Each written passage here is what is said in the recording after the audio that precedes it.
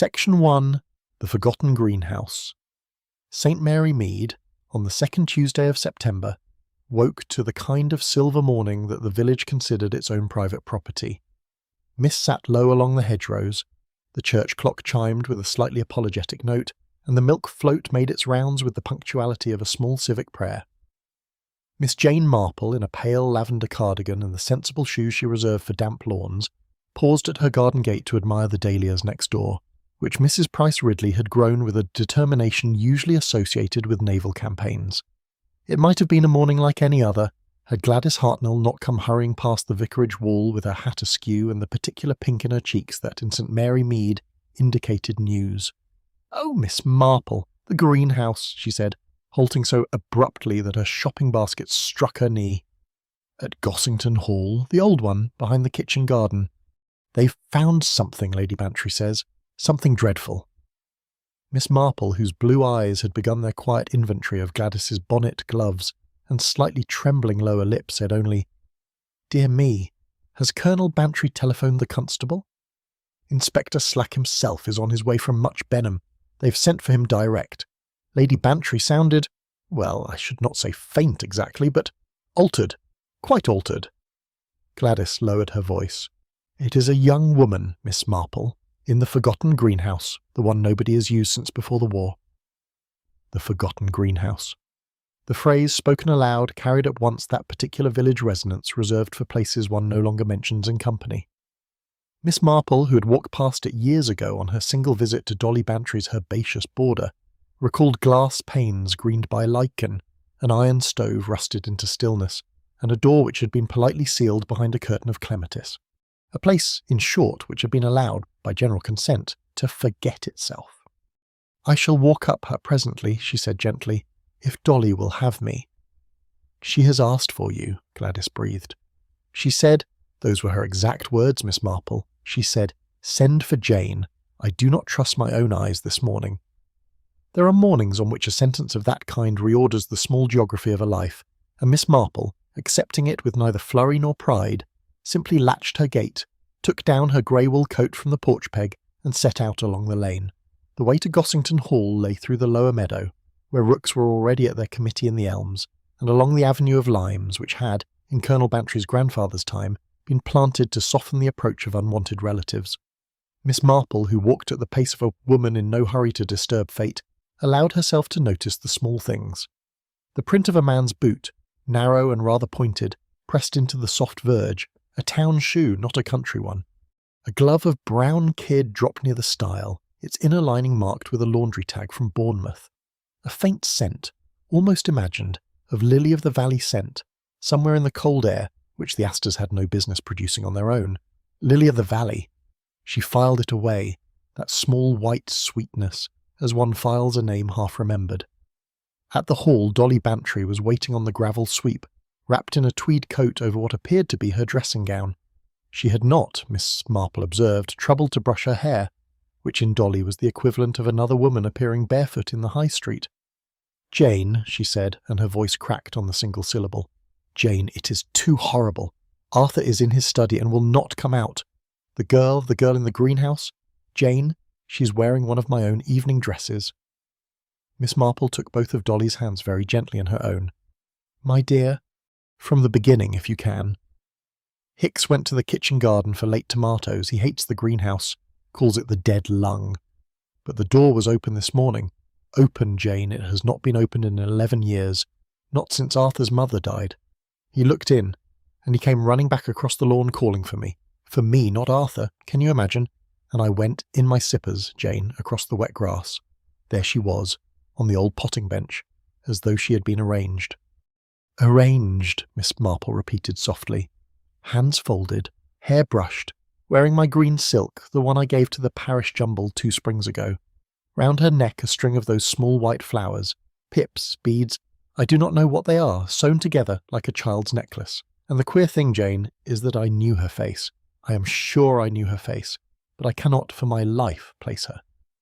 Miss Marple's gaze travelled past Dolly's shoulder, to where beyond the yew hedge, the forgotten greenhouse stood with its door ajar, and one tall constable already posted, a black silhouette against the silver glass. A drift of clematis, brown and dead, hung over the lintel like a sigh. "May I look, Dolly?" "Slack is not yet here. I doubt he will mind. I shall say I insisted." They walked across the kitchen garden together, Miss Marple's pace unchanged, Dolly's footsteps quick and unsteady on the gravel. At the greenhouse door the constable stood aside with a respectful nod. He had been at the village school under Miss Marple's choir stand and remembered, perhaps, the firm small voice that had once corrected his hymn numbers. Inside the air was cold and faintly green. Dust hung in shafts. The girl lay just as Dolly had described, young, no more than 22, with the kind of unfinished prettiness that belongs to those who have not yet decided which face to wear in the world. Her hair was fair, brushed smooth. Her hands were folded over the bodice of the green silk dress, and about her throat, in a fragile loop, lay a string of small white blossoms. Fresh, Miss Marple noted, very fresh. Lily of the valley, threaded one by one upon a length of dark embroidery cotton. Lily of the valley, out of season, in September, in an English garden. "They do not grow now, do they, Jane?" Dolly whispered. "Not in September. Not without, what is the word? A hot house, a forcing house, something." "No," said Miss Marple almost to herself, "they do not. Which means that someone, my dear, has been keeping them alive somewhere very carefully, for a long while, and brought them here on purpose." She bent a little closer, not to touch, never to touch, but to see. The petals, white as christening lace, gave off that faint, sweet, almost medicinal scent she had caught on the lane, and against the green silk of the borrowed dress they made, she thought, a kind of language, innocence laid out where no one had looked for years. A motor came to a halt on the gravel beyond. Inspector Slack's voice, brusque and self-important, carried across the lawn. Miss Marple straightened, drew her grey coat about her, and rested one small gloved hand briefly on Dolly's arm. "My dear," she said, "I am afraid this is not, in any sense, a stranger. Someone in this village brought her here, and someone in this village has been waiting a very long while to do so." Section 2. The Village Reacts. Inspector Slack came round the yew hedge with the brisk, slightly aggrieved air of a man who suspects that any crime committed in a country garden has been arranged largely to inconvenience him. He nodded curtly to the constable, raised one eyebrow at Miss Marple as one might at a small unauthorised cat, and proceeded to the greenhouse door as though prepared to take personal offence at whatever lay within. Miss Marple, recognising the moment for what it was, withdrew quietly to Dolly Bantry's side. She had, in any case, seen what she needed to see, the folded hands, the borrowed dress, the impossible flowers, and her mind was already at work in that gentle, sideways manner which had so often surprised those who underestimated it. "Come, Dolly," she said. "We shall be in the way." They retreated to the morning room where Hicks the gardener had been persuaded to bring tea, and where Colonel Bantry, in his oldest tweed and an expression of stunned bewilderment, was sitting before a fire that had not quite caught. "Dreadful business," he said 3 times into the carpet, before recollecting that Miss Marple was in the room. "Forgive me, Miss Marple. Dreadful. The thing is, well, one feels one's house has been entered, you know. Not merely the grounds, the house." "Quite, Colonel," said Miss Marple, and accepted a cup of weak tea. Word in the meantime was travelling through St. Mary Mead by the swift underground means which the village had perfected over centuries. By 11 o'clock the news had reached the post office, where Mrs. Blacklock dispensed both stamps and theories with equal generosity. By midday it had passed through the haberdasher's, the bakery and the saloon bar of the Blue Boar. By 2:30 it had achieved its final and most finished form at the vicarage tea, where Miss Marple, returning from the hall, found 7 ladies arranged in a half-moon around Griselda Clement's silver pot. "It is a London girl," Mrs. Price Ridley pronounced before Miss Marple had quite reached her chair. "Mark my words, it will turn out to be a London girl, one of those, typewriting persons, brought down by a gentleman and disposed of in a fit of remorse." "Or a fit of economy," murmured Miss Weathersby, who held views on the morals of typewriting persons. "They say," said Gladys Hartnell, leaning forward with the slightly damp excitement of one who has been first with the news, that she was wearing Dolly Bantry's own green silk, the one from the Jumble. Now who at the Jumble bought that dress? That is the question. "A perfectly proper question," said Griselda Clement, the young vicar's wife, "and one which Inspector Slack will doubtless ask." "It was bought," said Miss Weatherby crisply, "by Miss Edith Wren. I was there. I saw her hold it up against herself. She paid 2 and 6. A small peculiar silence followed the name. Miss Edith Wren was the niece, strictly speaking the great-niece, of old Mrs. Wren of Honeysuckle Cottage, and had come to the village some 18 months ago after what was understood to have been a disappointment in life. She was quiet, slight, fair-haired, and worked as the secretary companion to Mrs. Pendlebury at the lodge. The village had not made up its mind about her. It had assigned her, provisionally, to the category of nice but watched. "Has anyone seen Edith this morning?" Griselda asked. "She walks her aunt's dog before breakfast," said Mrs. Price Ridley promptly. "I saw her at 7, going down Cherry Lane. I waved. She did not wave back, which is not, I will say, like Edith." Miss Marple, who had so far said nothing, set down her cup with the gentle precision of one placing the final card in a game of patience. "It is sometimes," she observed, "very difficult to wave when one is thinking. I remember a young woman in Liverpool, my nephew Raymond's cousin's friend, who once walked past her own mother without seeing her, because she was rehearsing in her head what she meant to say at an interview. She was, in the event, given the post. She smiled at nobody in particular. Edith Wren may simply have been rehearsing something." "Rehearsing what, though, Jane?" Griselda asked, lightly enough. "That," said Miss Marple, "is the question I should rather like to know the answer to." The conversation moved on, but it moved on in the way that village conversations do, which is to say in widening rings around the dropped stone. Theories were proposed, examined, polished, and set aside. The girl, said Mrs. Price Ridley, was certainly an outsider, and the perpetrator certainly a gentleman from town. The girl, said Miss Weathersby, was a designing creature who had received what came of designing. The girl, said Gladys Hartnell, was very young indeed, and she had cried a little in the lane on first hearing. Miss Marple, who was the only one to have seen the girl, said nothing of what she had seen. She did not mention the lily of the valley. She did not mention the brushed hair, nor the folded hands, nor the laundry tag from Bournemouth which the constable's boot had narrowly missed treading upon by the stile. She listened, with the appearance of polite distraction, and her blue eyes travelled mildly from face to face. It was Griselda who walked her home down the lane at 4:30, the light already softening, the rooks once more in conference. "You think we are all being foolish, Jane," Griselda said with affection. "I can see it in your hat." "I think," said Miss Marple, "that we are being human, which is sometimes worse. A village, my dear, is a small place that always believes itself to know everything, and so it is always, in the end, very surprised when it discovers it knew almost nothing at all. You sound as though you already have an idea. I have a number of small ideas, Griselda, none of which fit. The folded hands trouble me very much, so does the dress. So most of all do the flowers." "The flowers?" "Lily of the valley, in September, threaded on dark cotton. They are not, a casual choice. They are the kind of flower one carries at a wedding, or lays in a christening cot, or presses into a prayer book. They are flowers of beginning, Griselda, not ending. Whoever placed them about that poor child's throat was saying something, and it was not anger. That is what troubles me." "What was it, then?" Miss Marple paused at her own gate. From this point one could see, very faintly above the trees, the slate ridge of Gossington Hall, with a thread of smoke now rising from the kitchen chimney as life there reasserted itself. Somewhere within those walls, Inspector Slack would be writing in a notebook. Somewhere within the village, a person whose face she had perhaps already seen this morning was rinsing a teacup, or sweeping a step, or putting away a length of dark embroidery cotton. "It was tenderness, my dear," she said at last. "It was an act of tenderness, performed by a person we shall presently find to be quite without mercy. That is what frightens me, not the cruelty. The tenderness." Griselda was silent a moment. The wind moved in the limes. "Good night, Jane." "Good night, my dear. Lock your back door tonight. There is no reason to, but do." Section 3. Early Investigation.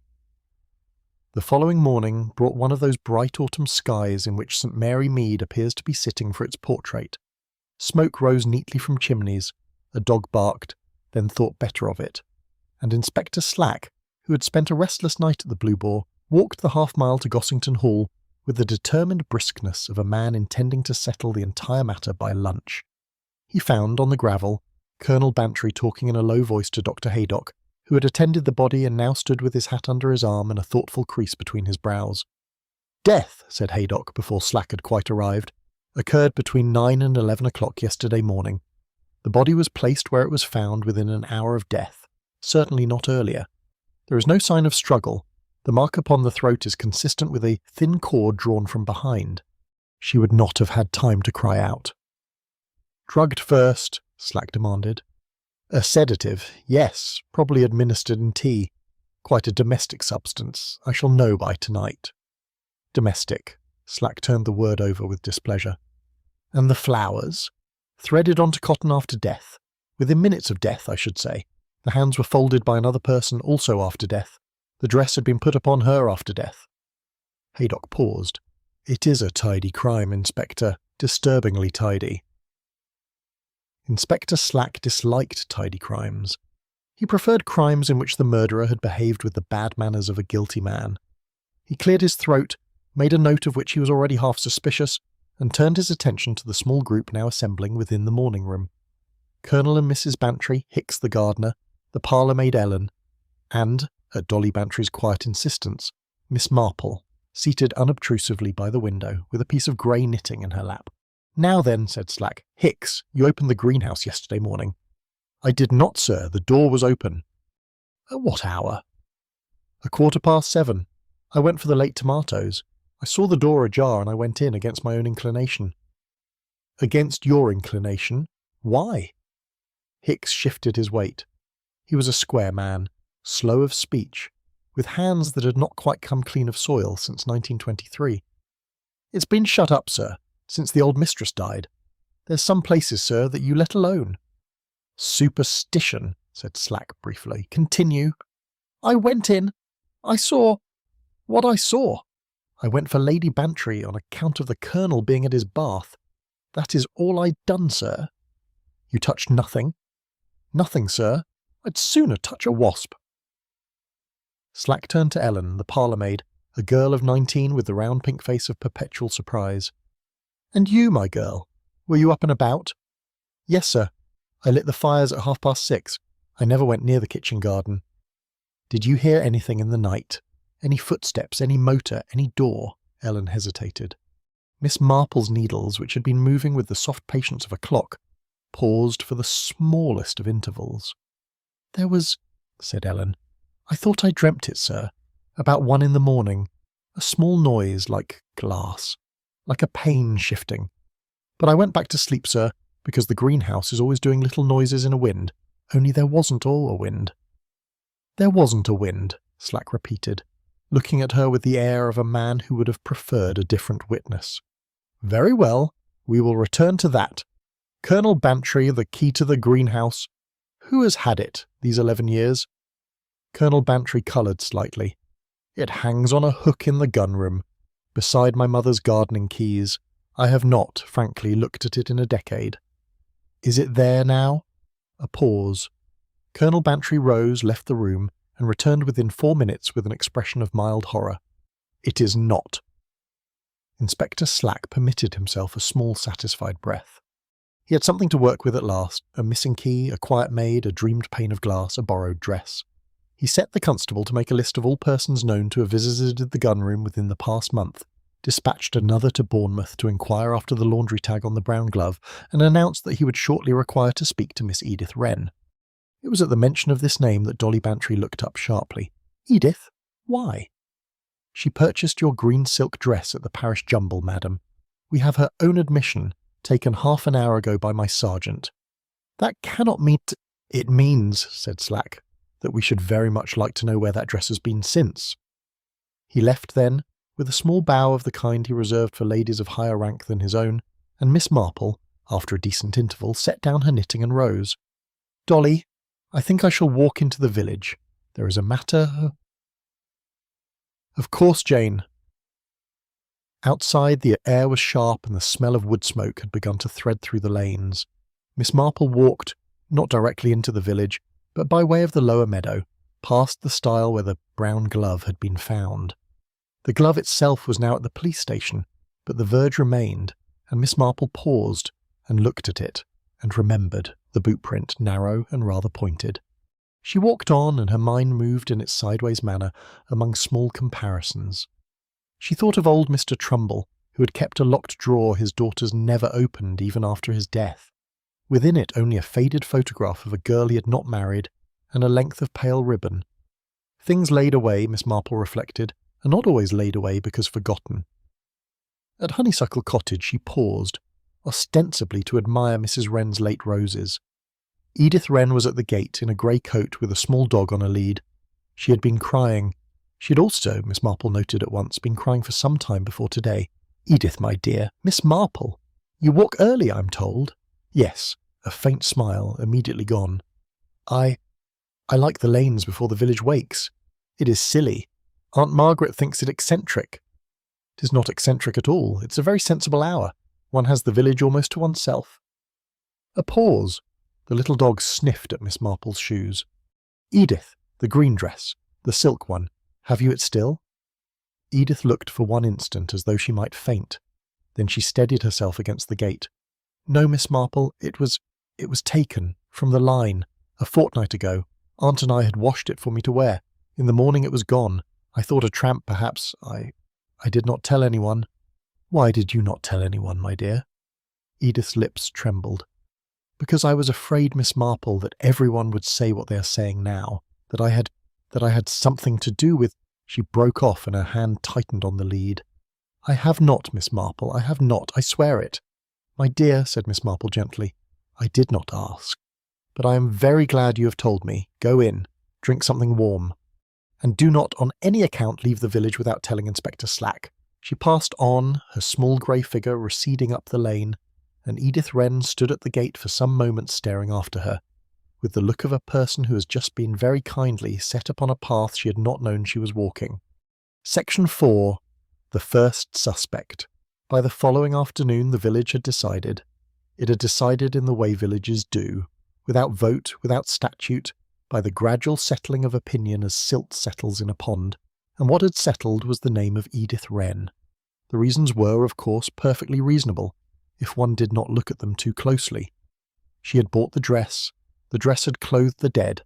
She had been seen on the morning of the murder, walking in the lane at an hour few young women walked. She had not waved to Mrs. Price Ridley. She had cried at the gate of Honeysuckle Cottage, and she had, it was now revealed, once been engaged in Bournemouth of all places, from which the Brown Gloves laundry tag had come, to a young man who had jilted her in circumstances the village did not yet know but intended very shortly to. "It will be Edith," said Mrs. Price Ridley at the post office, with the firm regret of a woman who had always thought so. "Some old jealousy, some Bournemouth quarrel. The poor girl in the greenhouse will turn out to have been the rival, mark me." "The dress was stolen from her line," murmured Griselda Clement, who had come in for stamps. "So she says, vicar's wife, so she says." Miss Marple, hearing of all this within the hour by the usual mysterious means, set down her knitting in her lap and looked for a long while into the small coal fire she had lit against the September damp.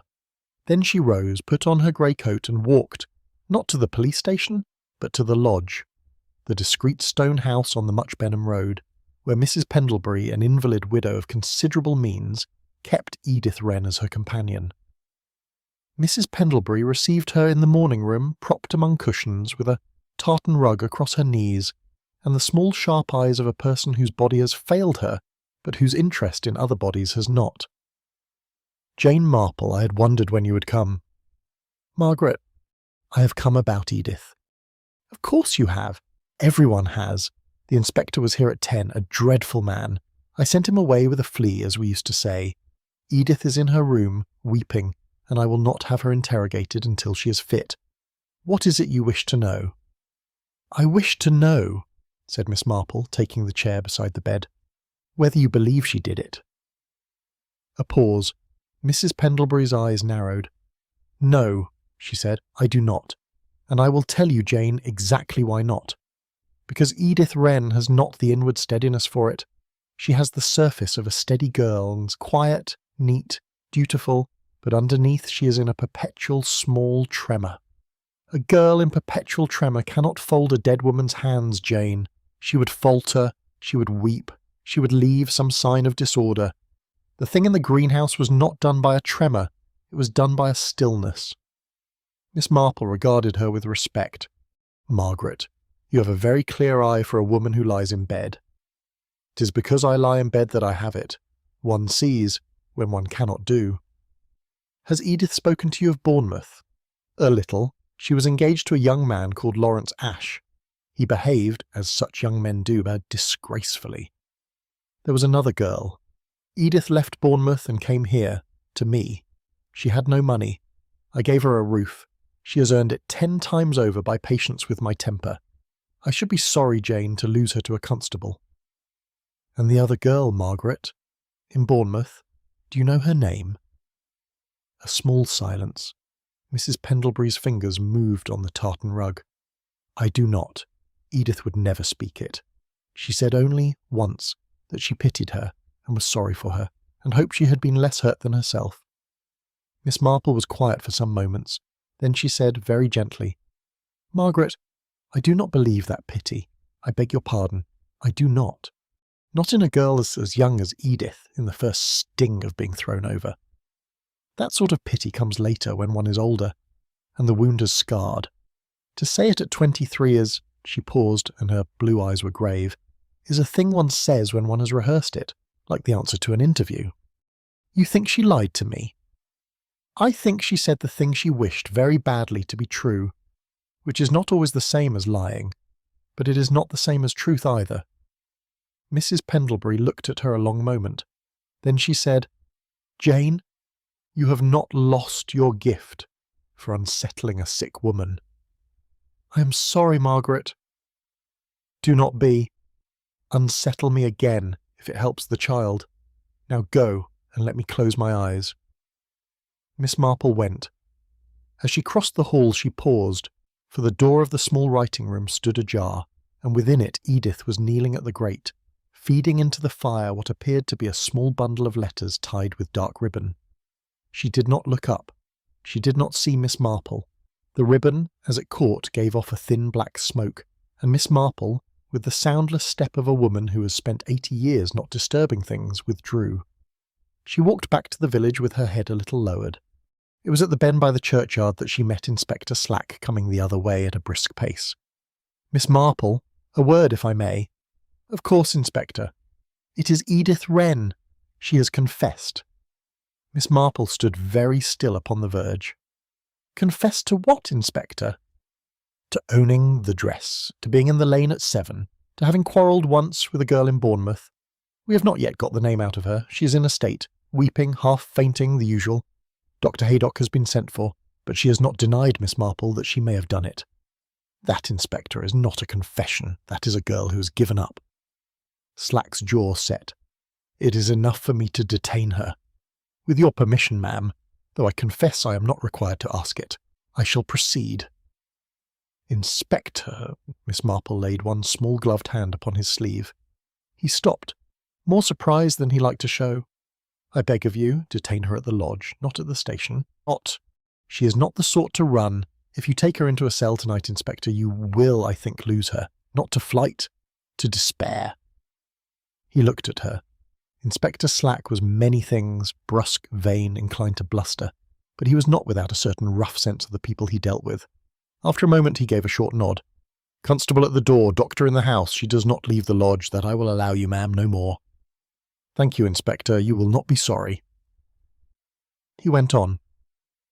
Miss Marple stood by the churchyard wall for a long moment, looking at the small grey stones, the leaning yew, the place where Colonel Bantry's mother lay.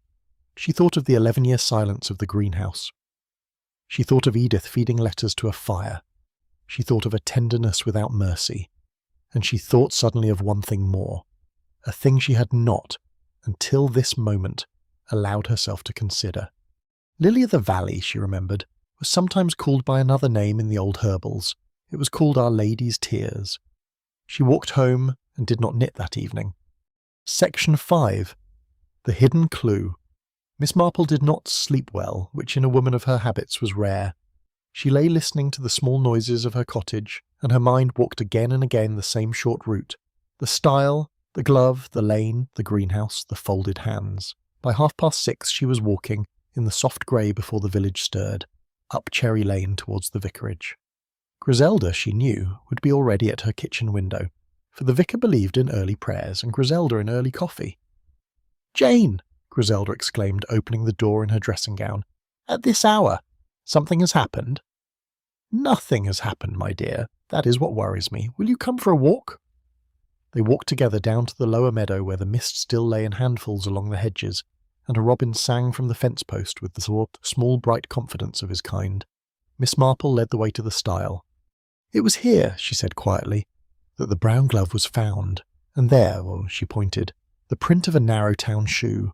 The inspector has been to Bournemouth, but I do not expect Bournemouth to answer him." "You do not?" "No, I expect the glove was placed." "Placed?" "My dear Griselda, consider. Whoever brought that poor girl into the greenhouse had a key, the gun-room key, taken from a private hook within the hall. Whoever brought her in folded her hands, threaded white flowers, dressed her in a stolen silk dress. Such a person does not, at the same time, drop a glove at the stile and leave a footprint upon the verge. That kind of person, Griselda, drops nothing. Such persons, in my experience, are remarkable for what is not left behind. Then the glove was left for us, a glove from Bournemouth, a shoe print as narrow as Lawrence Ash's would no doubt be. Inspector Slack, whose mind runs along useful straight lines, will be very pleased with both." Griselda was silent a moment, watching her old friend's profile against the morning. "Jane, you're saying the murderer wished us to look towards Edith, and Edith's Bournemouth man, from the very beginning." "From the very beginning, yes. The dress was stolen from Edith's line a fortnight ago. The flowers were prepared somewhere by someone, long before. The girl herself, my dear, was perhaps fetched here for the purpose. This was not a sudden quarrel in a greenhouse. This was an arrangement. The greenhouse was chosen because everyone in the village had forgotten it. The dress was chosen because everyone in the village remembered Edith had bought it. Both choices, Griselda, were made by a person who knows the village extremely well." A small wind moved in the meadow. The robin fell silent. "Then it is one of us, Jane. It is, I am afraid, one of us." They walked on slowly towards the lower fence. Miss Marple paused at a particular spot, an old, half-collapsed shed which had once housed Colonel Bantry's father's gardening boots, and which now leaned in companionable decay against an oak. "I should like," she said, "to look in here." "Whatever for?" "Because, Griselda, when one wishes to force Lily of the Valley out of season, one requires somewhere very cold, dark and damp during the summer, followed by somewhere very warm and dead still in the early autumn. The greenhouse at the Hall has stood unused for 11 years. Its stove is rusted. It cannot have been the forcing house. The flowers were carried in, Freya, from somewhere quite near." She lifted the latch, and the shed door, silent, recently oiled, Miss Marple noted at once, swung inward. Within was a damp, earthy smell, and a curious arrangement. An old gardener's bench, a small paraffin stove, 2 shallow crates of leaf mould, and set into the crates in neat rows, the small pale shoots of lily of the valley, recently disturbed. A long iron stake had been worked among them. A few crushed leaves lay on the bench, and on a hook upon the wall hung a coil of dark embroidery cotton, identical to that which had been threaded about the dead girl's throat. Griselda drew her breath in sharply. "Jane." "Yes, my dear." "This is not on Hall land." "No. This is on glebe land, Griselda, church glebe. The strip behind the lower wall, which Colonel Bantry rents to the parish for a peppercorn. 6 different people in the village have a right-of-way across it. The vicar, Hicks, the schoolmistress for her wildflower walks, Mrs. Wren's gardener, Mrs. Pendlebury's chauffeur, who fetches her vegetables, and of course, she did not finish, Griselda finished it for her, very low, Edith Wren herself, who walks the dog this way most mornings. "Yes," said Miss Marple, "and that is perhaps why the dress was chosen, and why Edith walks the lane at 7, and why the glove was placed at the stile. Edith has been arranged, my dear, as carefully as the girl in the greenhouse." For a long moment they stood in the damp, green-smelling dark, looking at the small white shoots.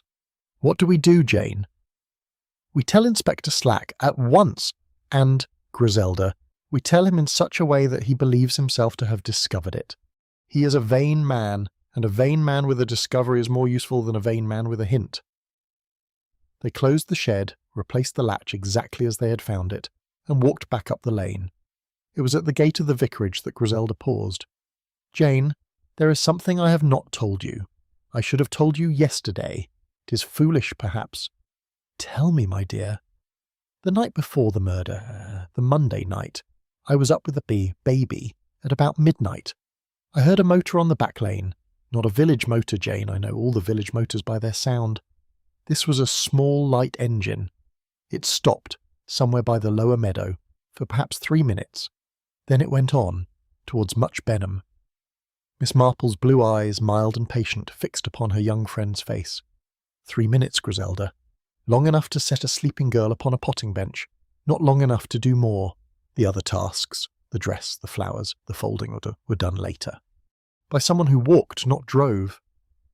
2 people, Jane? Possibly.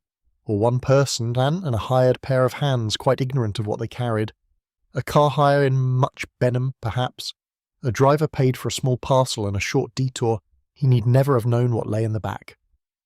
She thought, and her thinking was the slow, careful thought of a person assembling a long-known pattern. It is becoming, Griselda, very clear. We have a murderer who knows the village, who has prepared for months, who has chosen Edith Wren as the visible figure, who has used a hireling for the transport, and who has, all this while, been carrying out one ordinary village life in front of all our eyes. She drew her coat about her against the rising chill. "And I think, my dear, I have begun to know which life it is. Jane, I shall not say yet. Forgive me.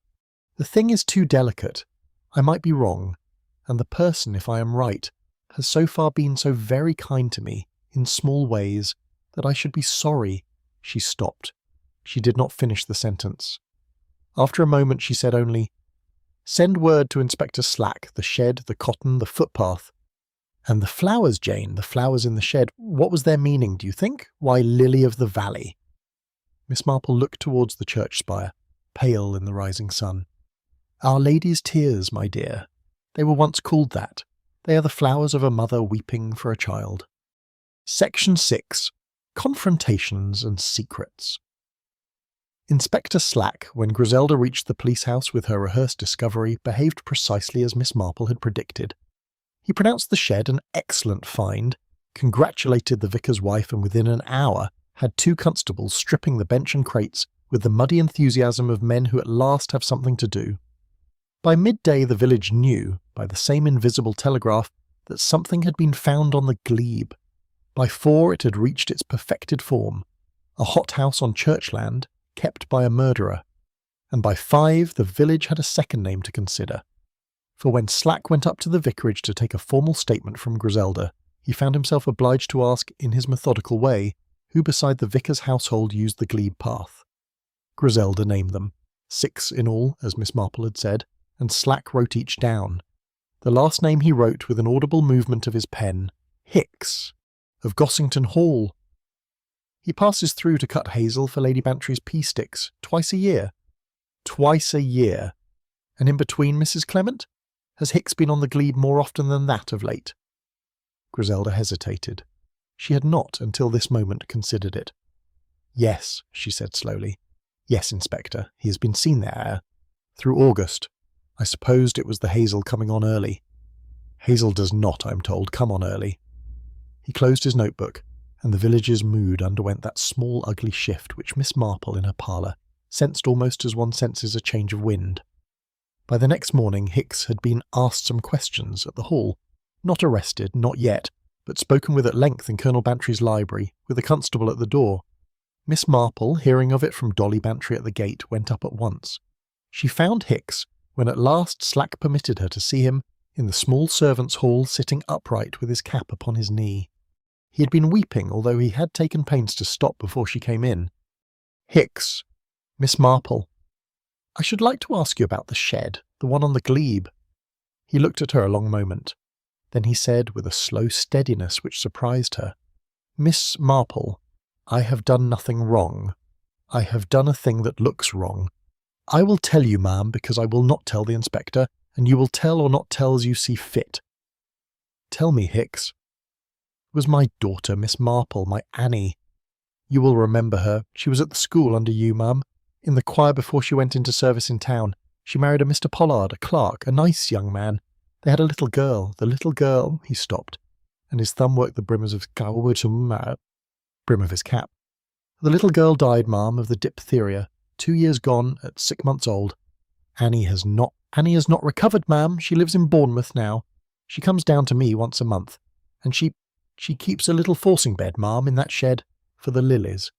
She likes to lay them on the little grave in the village churchyard, every month, in season or out. The vicar knows. He gave permission. He did not think perhaps to mention it to his wife." Miss Marple sat very still. After a moment she said gently, "Hicks, the lilies in the shed. Have you been there yourself in the past fortnight?" "No, ma'am, I leave it to Annie. It is hers, ma'am. I haven't the heart for it." "And Annie? When was she last in the village?" 3 weeks ago, Miss Marple, not since. I would swear it before the bench. I believe you, Hicks. I believe you absolutely." She rose and laid her hand for a moment on his shoulder. "I shall speak to the inspector. Do not please despair." Outside, in the corridor, she met Colonel Bantry, who had been listening, with that air of helpless courtesy which afflicts good men in bad weeks. "Miss Marple, you believe him?"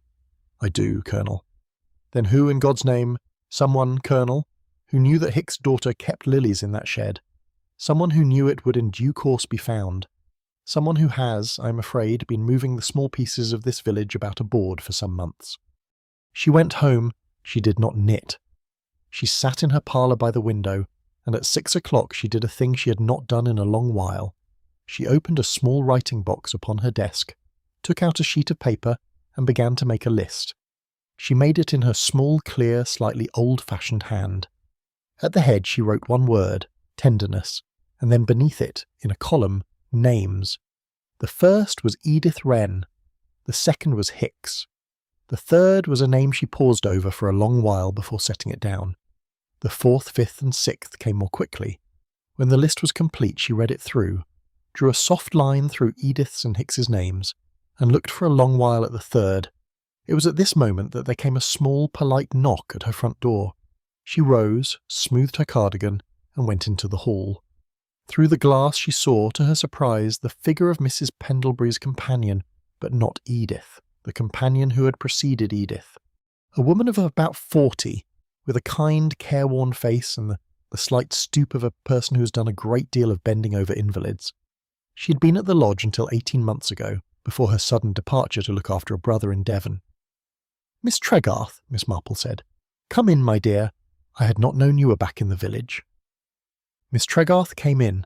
She accepted a chair, but not tea. She sat with her gloves upon her knee and her eyes upon the fire. "Miss Marple, I have come to you because I do not know to whom else to come. I have read in the morning paper, the Bournemouth paper, that is, that a young woman has been found dead at the Hall. The newspaper gives a description. I am almost certain, that I know who she is." Miss Marple did not show her surprise. She rarely did. She only said, very mildly, "Tell me, my dear." "Her name was Florrie Beddoes. She was a maid at the lodge in my time. She left in some haste 3 years ago, before Mrs. Pendlebury took on Edith. She left Miss Marple because she was with child. Mrs. Pendlebury did not know. Only I knew. She went to a relative in Bournemouth. The child, was given up. Florrie was not the same girl after, I think." "And the father, Miss Tregarth?" Miss Tregarth looked suddenly very tired. "I do not know, Miss Marple. She would not tell me. She said only that he was a gentleman. She said he had given her a string of small white flowers, threaded on cotton, when first they had become close. She kept it always, in tissue paper, in her drawer." Miss Marple's hands folded themselves very quietly in her lap. "Thank you, my dear," she said. "Thank you, Miss Tregarth. You have, I think, done a kindness to a great many people tonight." When Miss Tregarth had gone, Miss Marple sat a long while by the dying fire.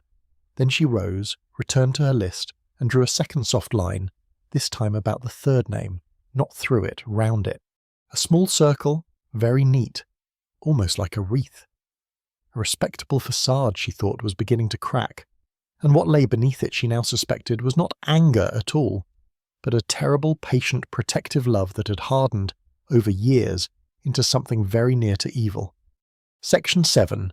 Second Shock and Redirection. The second shock came at the worst possible hour, the small grey hour between the milk and the post, and it came in the form of Ellen, the Gossington parlour maid, running down the lane in her apron with the news that Edith Wren had been found in the lower meadow, unconscious, with her wrists cut and a note in her pocket. The village received this news with the peculiar half-shamed quiet that succeeds great gossip. Mrs. Price Ridley closed her door. Miss Weatherby drew her blind. At the post office, Mrs. Blacklock crossed herself, which she had not done in 40 years, and Miss Marple, who heard it from Ellen at her own gate, said only, "Where is she now, Ellen? Where exactly?" "At the lodge, Miss Marple. Dr. Haydock is with her. She is alive, ma'am. They say she will live. But the note. What did it say, Ellen?" Ellen lowered her voice to a whisper, as though the lane itself might overhear. "It said—" "They read it out to me, ma'am. I was in the kitchen at the lodge when Inspector Slack came. It said, 'I cannot bear what I have done. Forgive me, Florrie, forgive me.' That was all, Miss Marple. Just those words."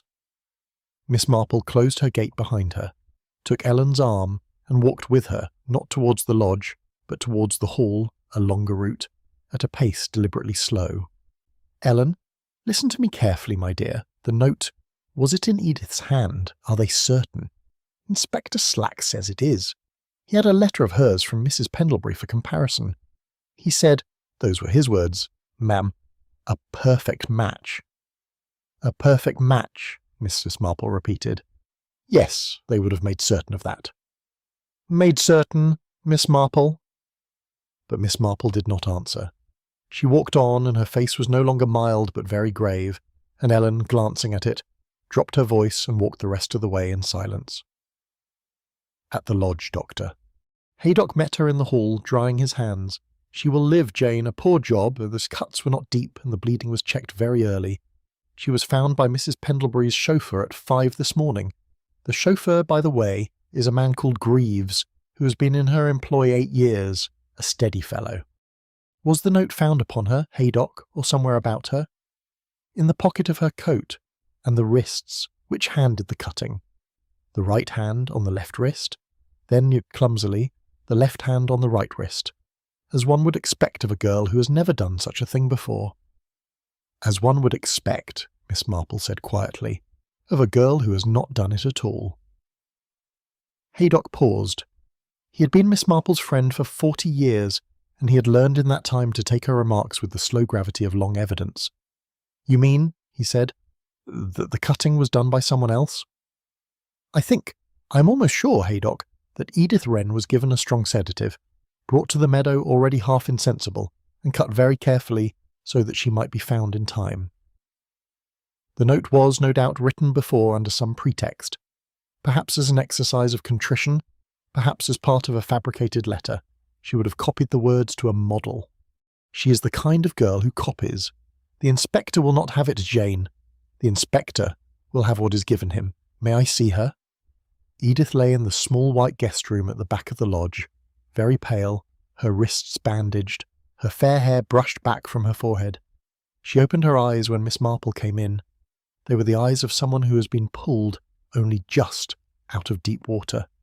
"Miss Marple, my dear, I did not write that note. I did not cut my wrists. I went out at 4 to walk the dog. Someone, there was a cloth at my mouth. I could not—" "Hush, my dear, drink this, I know." Edith drank the small glass of cordial Haydock had left, and tears slid down her temples into her hair. Miss Marple sat beside her, and held her hand, and was silent until Edith could speak again. "The dog," Edith whispered. "Where is—" "Safe in the kitchen, my dear, quite unharmed. The dog is what Gad saved you. He kept barking until Greaves came down the lane." A long silence. Miss Marple looked at the girl's face and at the bandages on her wrists, and thought of the small, careful intention behind them. "Edith, I am going to ask you one question. Take your time." "Yes, Miss Marple." Florrie Beddoes. Did you know her?" Edith's eyes opened wider. I knew the name, Miss Marple. Mrs. Pendlebury mentioned her once when we were going through the linen cupboard. She said, "Florrie Beddoes was a careless girl with the mending, Edith. You are an improvement." That was all. I never met her. She left before I came. You were never in Bournemouth in her company? Never. I'd never heard her Christian name until you spoke it now. Thank you, my dear. Sleep if you can. The constable at the door is not for your sake, but for your safety. Believe that.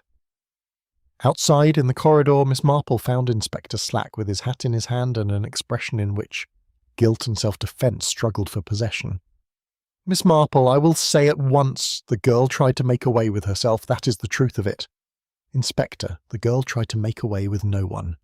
Someone tried to make away with the girl and nearly, Inspector, succeeded. The note is the cleverest part of the whole arrangement. It names Florrie Beddoes, a name Edith had heard once in her life, and has no associations with at all. To the village, to you, to a jury, that note ties Edith to the dead girl as nothing else could. It is a forgery, Inspector, most likely traced from another paper Edith had written long ago. The handwriting will, of course, match, but the thinking in it, Inspector, Edith is not capable of that kind of thinking. Edith does not even know what she is supposed to have done." Slack stared at her. He was for once silent. "Inspector," said Miss Marple very gently, "someone in this village has now killed once and tried to kill twice. They have given us Edith, and they have given us Hicks, and they have given us a Bournemouth glove. They will, if we let them, give us something more, and at the third gift, Inspector, we shall have a hanging of the wrong person." She drew on her gloves. "I shall ask you, please, to do two things. First, put it about, quietly, at the Blue Boar, at the post office, that Edith's attempt was successful, that she died at 6 this morning." "Miss Marple, it will be uncomfortable, Inspector. It will offend you. But it will, I think, draw a movement from the person who arranged it. People who arrange such things, Inspector, are always anxious for confirmation. They cannot help looking at the corner where they have placed the stone. And the second thing? The second thing, Inspector, is to permit me to ask one small question of Mrs. Pendlebury, alone, this afternoon." He looked at her a long moment, then slowly he nodded. She went out into the morning air. A pale sun had broken through. Across the meadow the rooks were already at their committee again. The motif, the small white flowers, the patient, careful tenderness, had sharpened, she felt, into a single fine point. It was almost time, Miss Marple thought, to lay her hand upon it. Section 8. Miss Marple's Test. At 3:15, Miss Marple presented herself at the lodge, where the rumour of Edith's death had, by Slack's careful sowing, already taken root like a quick weed. Greaves admitted her with the stricken air of a man who had been first upon the scene that morning and not quite shed the experience. "Madame is in the morning room, Miss Marple. The doctor has been. She is taking it hard, ma'am." "Of course, Greaves, thank you." In the morning room Mrs. Pendlebury was propped, as before, among her cushions, but her face, Miss Marple noted at once, had a colour she had not seen there for months, a small bright spot upon each cheek. Her hands, folded over the tartan rug, were quite still. "Jane. Margaret. Sit down. They have told you, of course." "That Edith is dead." "Yes." "My poor child," said Mrs. Pendlebury. Her voice was even. "My poor, foolish, frightened child. I had truly hoped, Jane, that we might bring her through this. But she could not bear it. The shame of it. The discovery. I should have guessed at 4 o'clock when she did not bring my tea. I should have gone myself, in my chair. But one does not somehow suspect." Miss Marple, who had taken the small upright chair beside the bed, did not speak at once. She removed her gloves with great care and laid them across her knee. She regarded the small fire upon the hearth.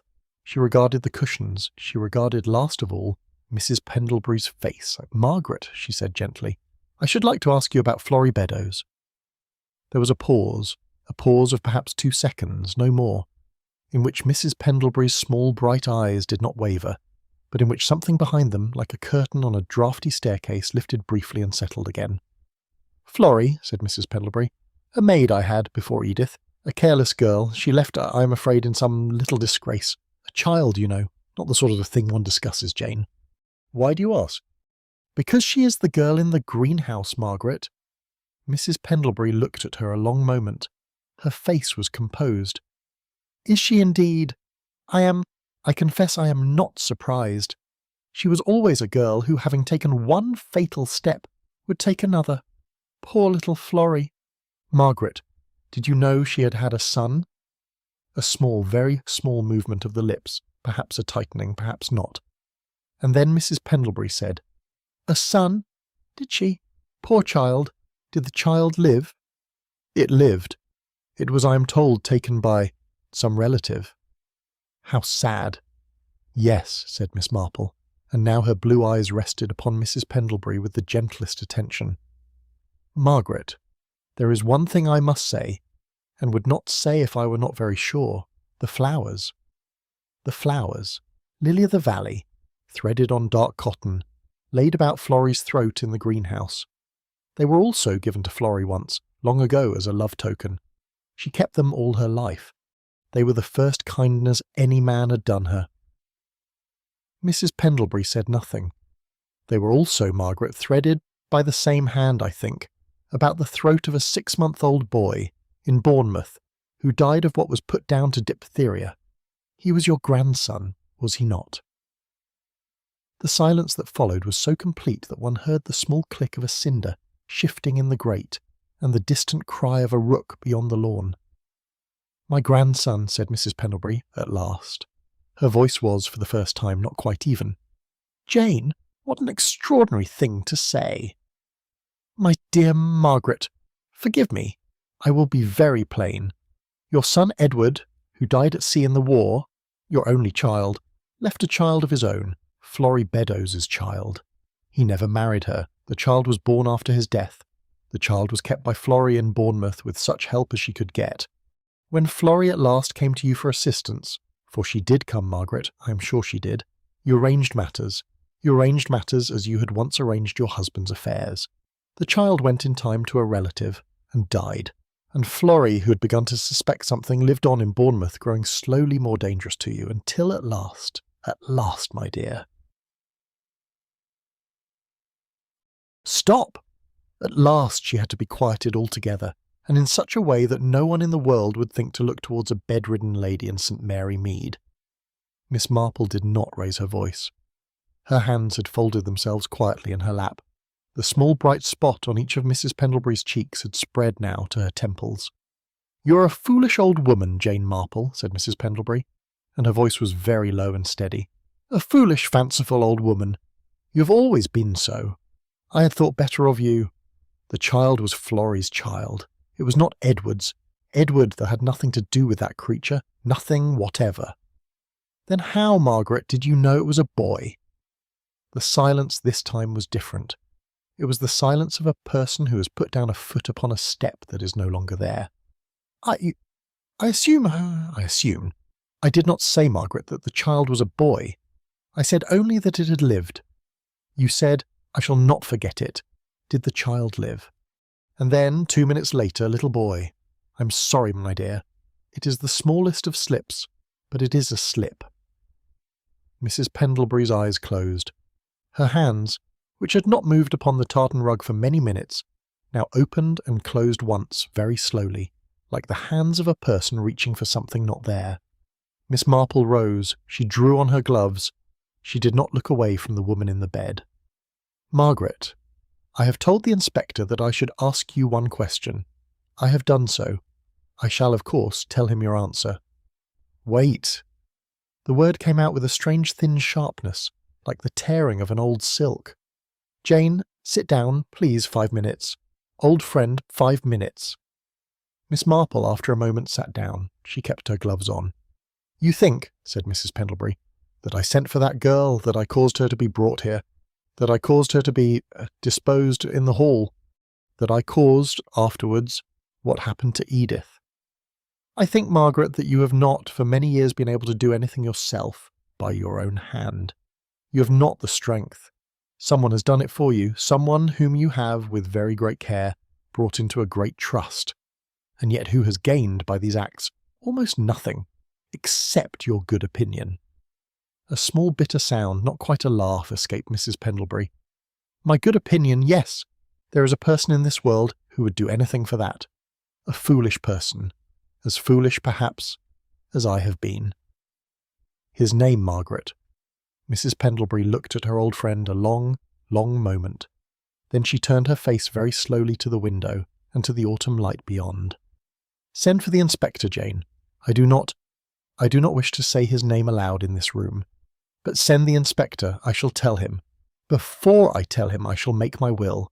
He has been left already, my entire estate. That, Jane, will have to be undone. Miss Marple rose. At the door she paused. She did not look back. Margaret, I am sorrier than I can say.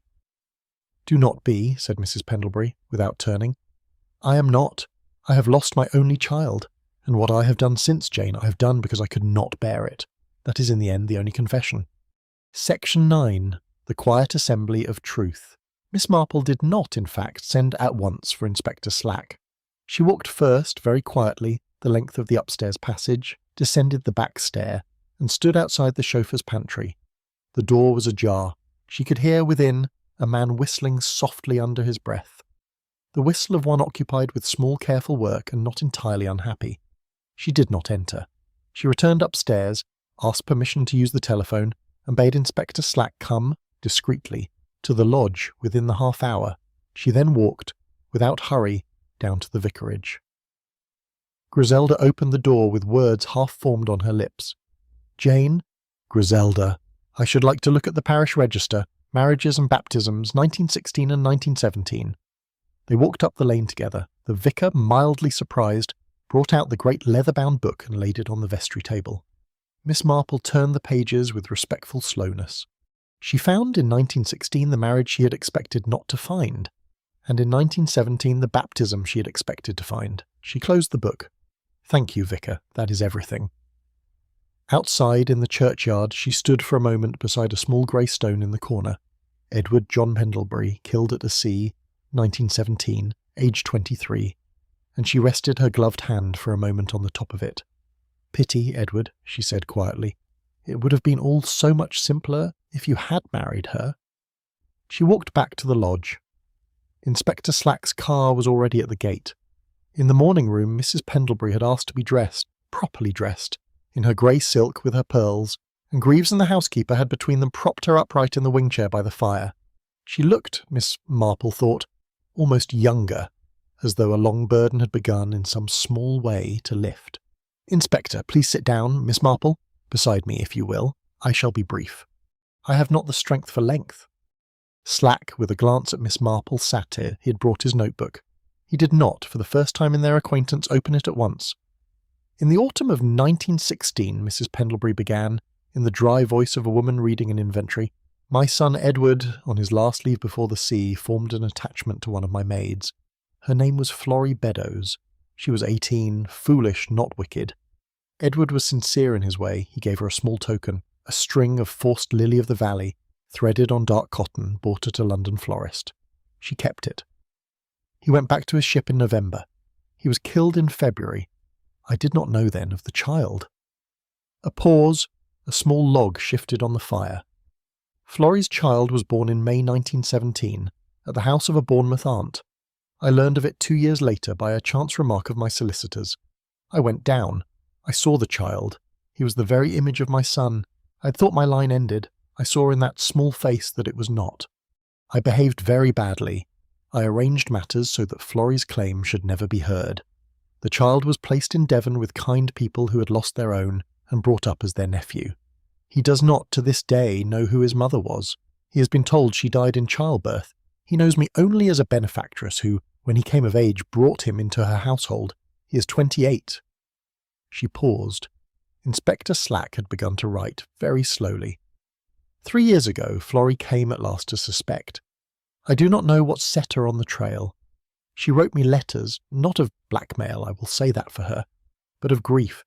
She wished only to know whether the boy lived. I did not answer. I told my young Edward what she had written.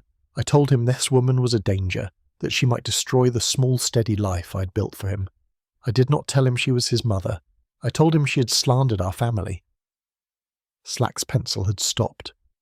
You told him, Miss Marple said gently. I told him, he believed me. He has all his life believed me. He arranged, without my knowledge of the means, to silence her. The greenhouse was his choice, and the dress and the staging. He chose the greenhouse because it was the place I had most often, in his hearing, described as forgotten. He took the dress because I had once mentioned Edith Wren had bought it. He used the glebe path because he had seen Hicks's daughter forced lilies there. He took the gunroom key last summer, when he came up to mend the music room window. Edith's attempt this morning was his work also. He has a key. He thought— She closed her eyes. He thought I should be glad. A silence, in which one could hear the small steady ticking of the clock upon the mantel. "His name, madam," said Inspector Slack very quietly. He had not raised his voice. He had not needed to. Mrs. Pendlebury opened her eyes. "He is downstairs, Inspector, in the pantry. He is my chauffeur, Greaves. He is, of course, no more a Greaves than I am. He was christened Edward, after his father. Edward Pendlebury. He is my grandson." Inspector Slack rose. He laid down his notebook. He left the room with the slightly heavy tread of a man who has had to learn in 5 minutes a thing he will not forget in 5 years. There were sounds, briefly, from below, chair pushed back. A voice, calm, even slightly puzzled, saying, "Yes, Inspector, of course. Inspector." A struggle, no raised tone. Miss Marple, in the morning room, sat very still beside Mrs. Pendlebury, and held her hand, which had grown very cold. He did not know Jane. He did not know she was his mother. I did not tell him. I have not told him now. I know, Margaret, you will think me a monster.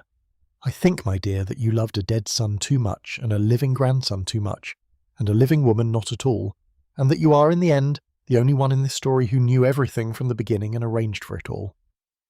Yes. A small, exhausted breath. Yes, Jane. Margaret, does he know now? As they take him? I shall ask the inspector to tell him, not at once, later, when it can do him. A small dry sound, almost a laugh. What good it can. He has a right, Jane. I have stolen many things from him in his life. I will not steal her any more. Outside on the gravel, a car door closed. An engine started. The wheels moved away down the drive, and the sound diminished, and at last there was only again the small, clear singing of a robin in the hedge. Section 10. The Reveal. That evening in Colonel and Mrs. Bantry's morning room, with the curtains drawn against the early dark and a small fire moving in the grate, Inspector Slack permitted himself a thing he had not, in 20 years of service, permitted before. He asked Miss Marple, in the hearing of the vicar and his wife, the Colonel and Lady Bantry, and Dr. Haydock, to explain. He did not phrase it so. He said only, "There are 1 or 2 points, Miss Marple, on which the lady at the lodge was not entirely full. If you would care to assist, ma'am." Miss Marple accepted a glass of sherry and looked round at the faces in the firelight. "It is, in its way, a very old story," she said. "Older, perhaps, than any of us is comfortable to consider. The story of a woman who, having lost her own child, came to believe, gradually respectably, that any cost was acceptable to keep what was left of him. There is no rage in it. There is no greed. There is only," she paused over the word, "tenderness. A tenderness gone over 30 years, very wrong." "Begin with the body, Miss Marple," said Dr. Haydock gently. "With the body. Florrie Beddoes was 22. She had been, for 3 years, in slow correspondence with Mrs. Pendlebury, asking only one thing, whether her son lived. She had had no answer. This summer, by some chain of small chances, she came to suspect at last that the answer was yes, and that the son had been brought all these years into the very household which had refused her. She wrote one more letter. Not a letter that asked, but one that announced she would come. Mrs. Pendlebury, who has not left her bed unaided in 5 years, gave that letter to her chauffeur. He was a young man she had taken in at 16, taught at her expense, devoted to her as one is devoted to the only person who has ever expressed faith in one. She told him this woman was an old slanderer of the family, whose silence the honour of his dead father depended upon. He believed it. Why would he not? He had been believing it, in smaller forms, all his life. "He fetched her, then," said Slack, almost to himself. "He fetched her. He went down by hired motor late on the Monday, the motor Griselda heard past the lower meadow at midnight. He brought Florrie to a small inn at Much Benham, telling her his employer would meet her there in the morning. He gave her sweet tea, drugged. He carried her, about 10 on the Tuesday, into the kitchen garden by way of the stile and the glebe. He laid her on the potting bench. He dressed her, afterwards, in the green silk taken from Edith's line, because his grandmother had once mentioned the dress with a small particular smile. He folded her hands. From his pocket he took a fresh string of the lilies he had been told all his life were his grandmother's flowers, and threaded them slowly about her throat. He did not know what he was doing. He did not know he was, for the second time, placing those flowers upon a member of his own family. He thought he was making, of an unpleasant necessity, a thing as gentle as possible. She paused. The fire made its small sounds. It was the gentleness of the body that told me, from the first morning, that we were dealing with a person not at all like the usual murderer. A murderer who folds hands, who brushes hair, who chooses flowers. That is not a hating murderer. That is an obedient murderer. "And Edith Wren, Jane," Dolly Bantry said. Edith was meant to be visible. She had bought the dress. She walked the glebe path. She had been jilted in Bournemouth, a fact Mrs. Pendlebury would have shared with her grandson. He chose for that reason lilies forced on glebe land, knowing the shed could be traced to Edith's path. He dropped a Bournemouth glove at the stile. He left a narrow shoe print. He took last night the further step of removing Edith by suicide. With a forged note. He had not, for any of this, the slightest personal feeling about her. She was, to him, only what a candle is to a stagehand, a small bright thing that draws the eye and may be put out without remorse. And Hicks, the vicar asked. Hicks was a still smaller candle. The shed on the glebe and his Annie's lilies were used to lead us briefly to him.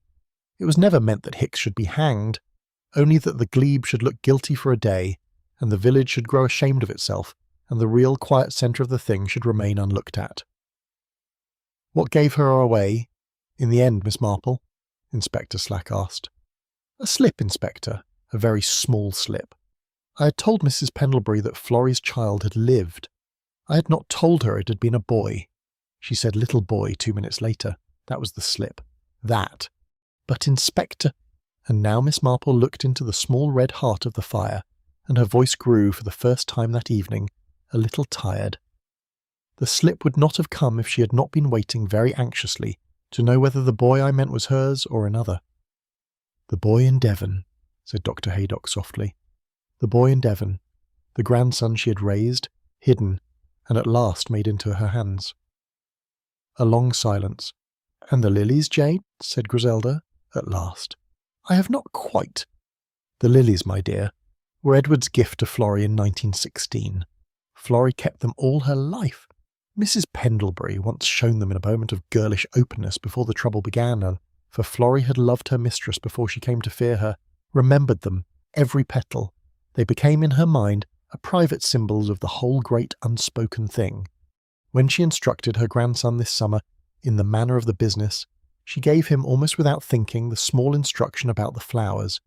He, told all his life that white lilies were his grandmother's flower of mourning, asked no questions.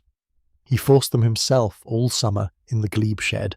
It pleased him to take pains. Miss Marple set down her knitting. "That, my dears, is the true horror. The murderer did not know at any point that the woman in the greenhouse was his mother. He will go to the gallows without knowing it. Mrs. Pendlebury did know, and she sent him." "Will he be told?" Dolly whispered. "He will, Dolly. Mrs. Pendlebury asked it of the inspector. She would not, at the last, deny him the truth of his own mother.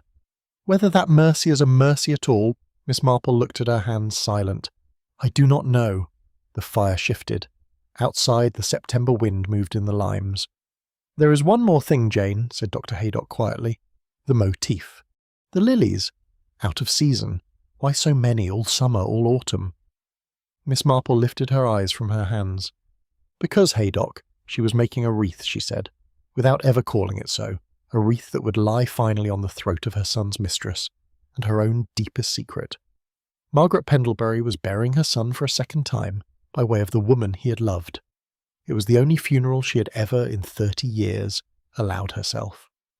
Section 11. Aftermath and Final Resonance. 3 weeks after the morning, the constable had stood at the door of the forgotten greenhouse. St. Mary Mead was, by the village's own quiet vote, again itself.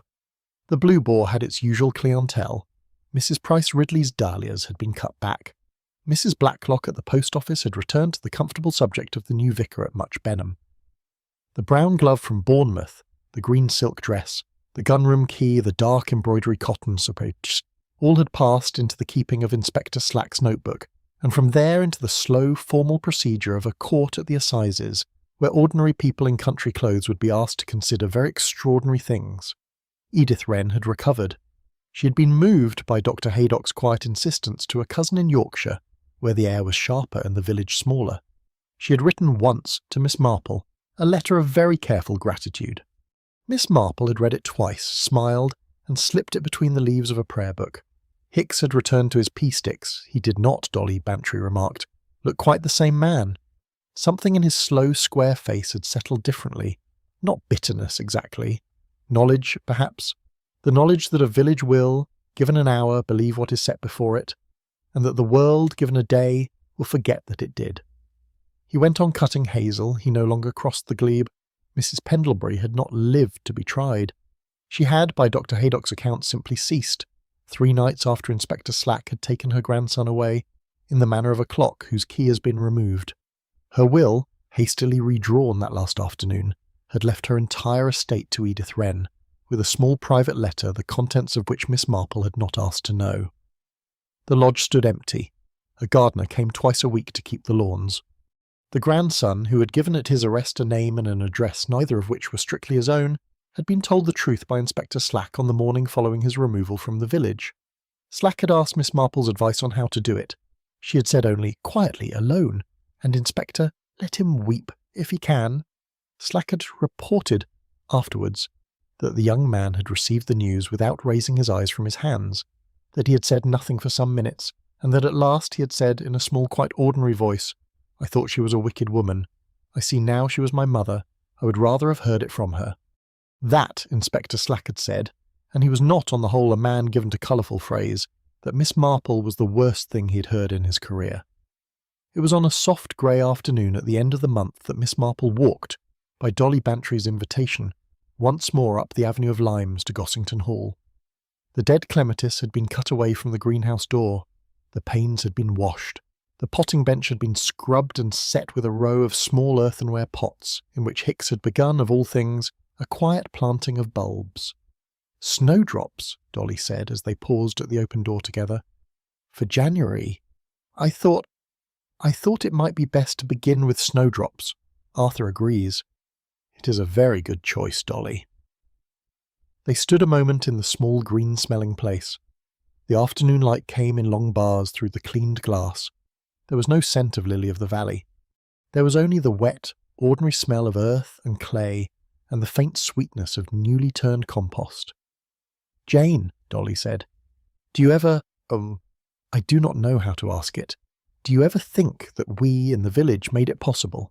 That if we had been a little less ready to believe in Edith, a little less quick to look at Hicks, a little— My dear, said Miss Marple gently, we made nothing possible that was not already long since possible. Margaret Pendlebury did her work over 20 years, in a bed with one steady, frightened young man as her hand. She did not need the village. The village only added, at the end, a small chorus. We are not, on the whole, to blame for the play, only for being perhaps too willing an audience. It is a small comfort, Jane. It is the only one, Dolly. But I think it is enough. They walked back across the kitchen garden in a comfortable silence, and Dolly turned in at the morning-room door, and Miss Marple went on through the gravel sweep and down the avenue, and so by the lower meadow towards her own cottage. At the stile she paused. A wren, a small dark-feathered, sharp-eyed wren, had perched upon the top bar and was looking at her with the bright, unembarrassed attention of its kind. Miss Marple, who had paused so often at this stile that the village would have considered any other passage by her unnatural, regarded it gravely. Yes, she said in a low voice. Yes, I know. You were not in the end what we feared. The wren tipped its head, considered her, and was gone in a small brown flash into the hedge. She walked on. It had grown cool. Smoke was rising from the cottage chimneys of the High Street, and from the chimneys of the vicarage, and from the hall behind her, Somewhere a child was being called into tea. Somewhere a dog barked once and stopped and was scolded by an affectionate voice, the bells of Saint. Merry Mead, by some private arrangement of the vergers, sounded a soft quarter, neither in mourning nor in celebration, but in the small, even, ongoing way of bells which have rung over many griefs and many forgivings, and intend to ring over many more. Miss Marple let herself in at her own gate. She paused at the porch to take off her grey gloves, and she stood a moment looking back down the lane towards the bend at the churchyard wall. She thought of Florrie Beddoes, of whom no one in this village, 3 weeks ago, had ever heard, and who lay now in a small Bournemouth grave under stone newly cut at Edith Wren's quiet expense. She thought of a boy in Devon who had grown up calling other women mother, and had killed his own without ever knowing her face. She thought of an old woman in a tartan rug, who had, in her grief, made of love a kind of long and patient murder. She thought of the lilies, Our Lady's tears, and she thought, as she opened her door upon the warm small room where her kettle had begun, of its own accord, to sing, that there was, in the worst of human stories, almost always a place at the heart where one would say, if one could, I am sorry. I did not know what I was doing. I thought I was being kind. It did not, she knew, excuse, but it explained. And explanation in St. Mary Mead was the slow, particular task to which Miss Jane Marple, in her 80th year, had quietly devoted her life. She set her gloves upon the hall table. She closed her door against the cool September dusk. The kettle sang, the clock ticked. The village settled, by small unhurried degrees, back into its own gentle and watchful equilibrium. In the forgotten greenhouse at Gossington Hall, in a row of small earthenware pots, the snowdrops slept beneath the soil, waiting for January. Section 11 has ended. The end.